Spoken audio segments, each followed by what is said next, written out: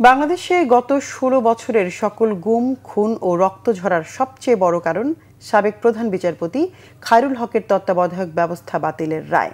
এমন মন্তব্য করেছেন সিনিয়র আইনজীবী অ্যাডভোকেট জয়নুল আবেদিন। নির্বাচনকালীন তত্ত্বাবধায়ক সরকার ব্যবস্থা ফেরাতে আপিলের পঞ্চম দিনের শুনানি শেষে সাংবাদিকদের সাথে আলাপকালে তিনি এসব কথা বলেন। এ সময় তিনি বলেন, তত্ত্বাবধায়ক সরকার ব্যবস্থার কথা জামাতে ইসলামী প্রথম উপস্থাপন করে। এরপর একই দাবি জানায় আওয়ামী লীগ। পরে বিএনপি তত্ত্বাবধায়ক সরকারের দাবি মেনে নিয়ে জাতীয় সংসদে তত্ত্বাবধায়ক ব্যবস্থা পাশ করে।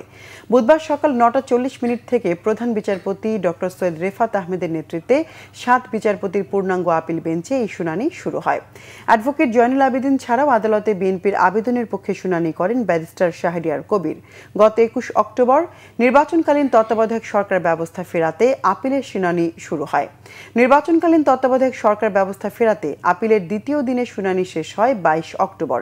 এই দুদিন রিটকারী বদিউল আলম মজুমদারের পক্ষে শুনানি শেষ করেন আইনজীবী ডক্টর শরীফ ভূঁইয়া।